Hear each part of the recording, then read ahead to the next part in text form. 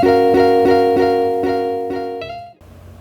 what's up guys? My name is Abe and I'm going to be replacing the front driver wheel bearing on a 2009 Toyota Corolla. Now, I'm no certified mechanic by any means. I just like to DIY if I can. So my hope is that I can show you guys the process and maybe it could be helpful to you guys along the way. I'm going to start off by breaking loose the lug nuts on the wheel, getting the car lifted up, and then putting it on jack stands and then start with the disassembly process.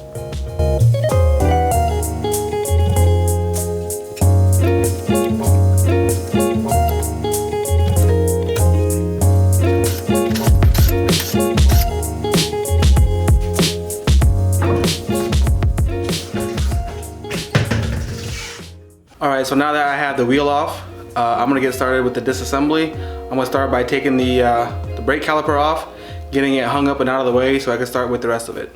Alright, so to take the caliper off, you got one bolt here, one bolt down here, this one, and those are both 17 millimeter. I'm going to break those loose and then tie the caliper up here somewhere.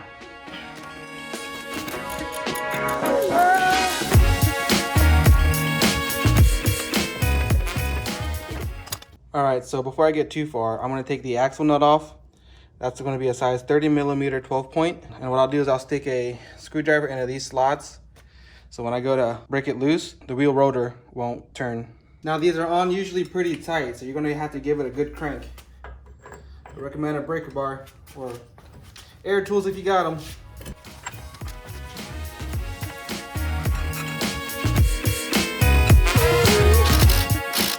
Now I'm gonna leave my axle nut on there until I get a little bit further in the process, but I'm gonna go ahead and take the brake caliper all the way out and get it hung up out of the way.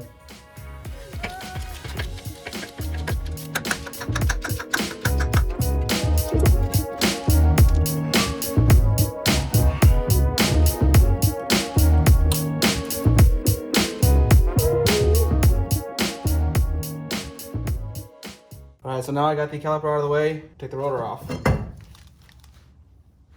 All right, so the next thing I'm gonna do is disconnect this lower arm here. I'm gonna take this pin out, break loose this castle nut, and pull out the lower arm from this joint.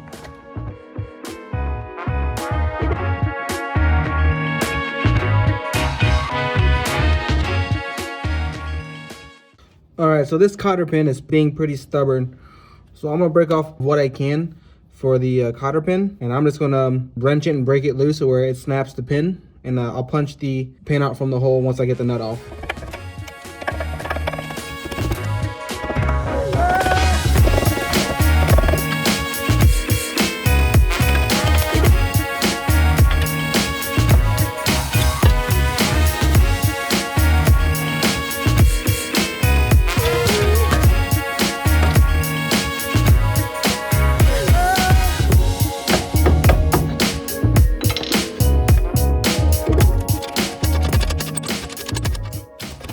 Okay, so to get this lower arm off, what I like to do is I actually like to hit the side of this part of the hub, and to be careful not to hit the ball joint itself.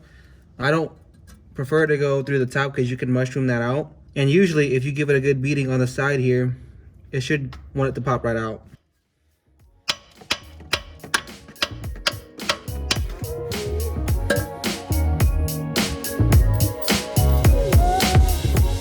Put some rust penetrant in there. See if it'll help lube it up. There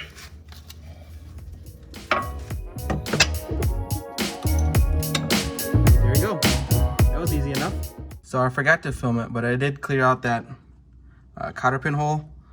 So I'm just gonna move on to the next part. All right, so what I'm gonna do next is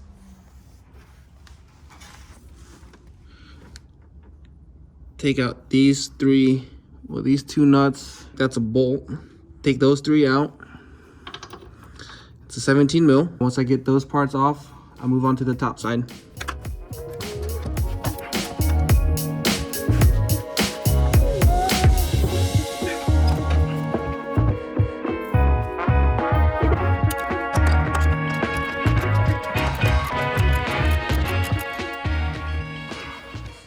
Okay, so now that I have those lower bolts off, well, I left one on there just to keep it stable. I'll take it off once I fully disassemble the knuckle. But we're gonna wanna take this sensor out here. This sensor, it is a size 10 mil bolt. We'll get that unbolted and take that sensor off. And then once we do that, we'll go ahead and take these nuts off. And I'll just go ahead and take this axle nut off now. All right, so on to that sensor.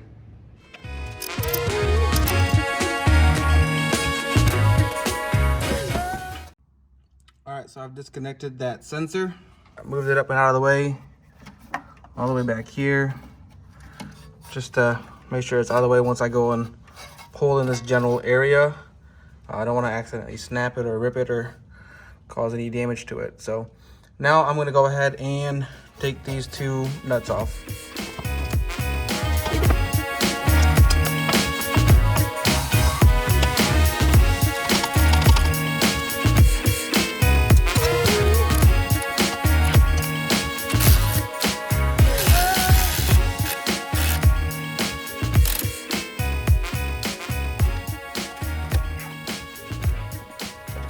Okay, so now that I have these two top bolts out, well, I left this one. I'll take this one out here in a second. But I'll take that one out, and I'll take the one out that I left here in the bottom. And then this whole assembly should want to come out.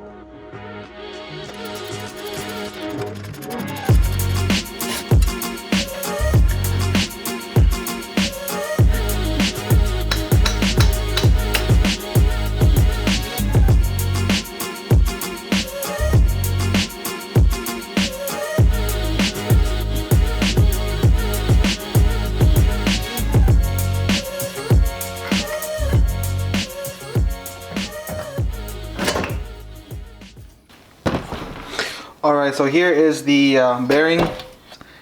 You can see how crusty it is. When I go to turn it, it doesn't really want to spin freely. You can hear it kind of grinding in there.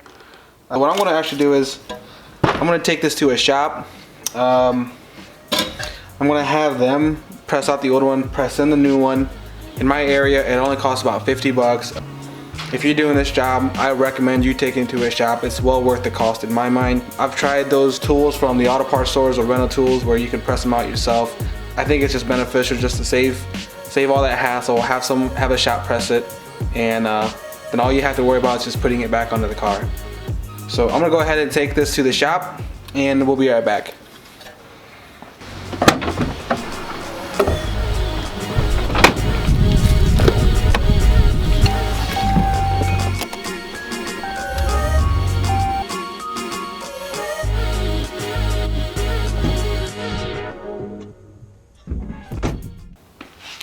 All right, so now we're back in the shop. As you can see, the fresh new bearing in there. Looks like they even cleaned it up a little bit, which is another benefit as to why you take it to your shop. Now, I'm not saying they would do this in every single case, but it is possible. Well worth waiting the hour to get it done. They had some other jobs they needed to do, but that hour was stress-free for me. And now all I have to do is just put this back into the car and reassemble it. So let's go ahead and do that.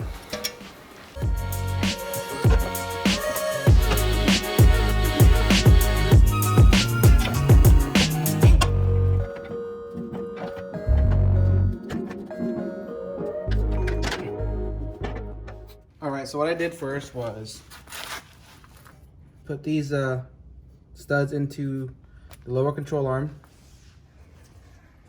and then I slotted the axle into the hub assembly bearing. Man, I put the top bolt into this slot just to hold everything into place. What I'm going to do next is kind of just loosely put everything together.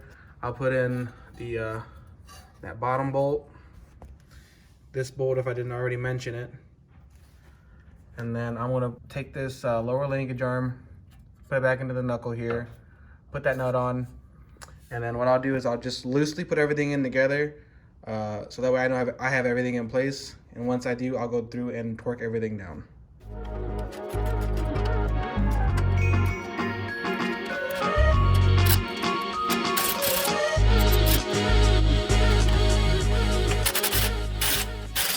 right, so now that I have everything kind of snugged up, the torque specs for these two nuts are 177 foot-pound. These three here are 66 foot-pound. The castle nut on the lower linkage arm is 36 foot-pound.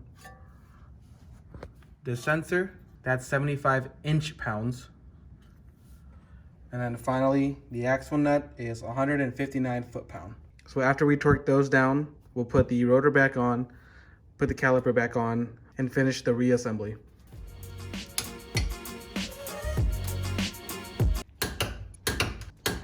All right, so my torque wrench only goes to 75 foot-pounds.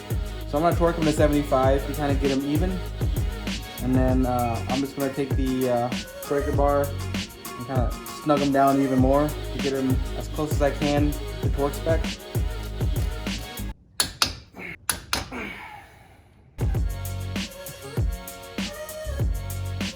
Alright, so can't forget about the cotter pin. I'm gonna go put that on the lower linkage.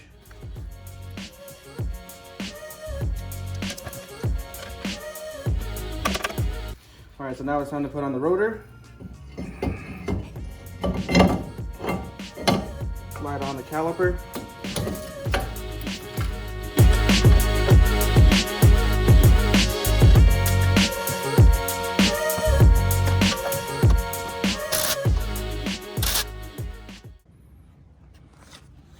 All right, so the two bolts I just put in were for the brake caliper. This one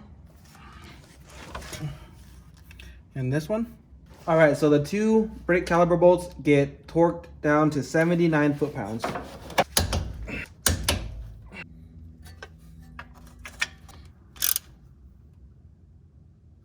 Snug is good enough for that one. All right, so now I'm gonna tighten the axle nut. Everything else is buttoned in. After that, I'll put the wheel on, drop the car back down, and we're done.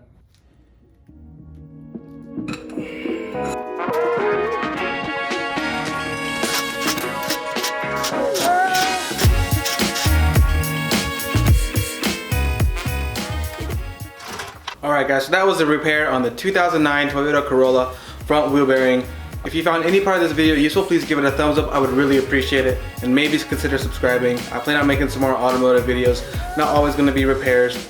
Just anything maybe based around automotive stuff. Again, thank you for watching and I really appreciate it. I'll see you guys later.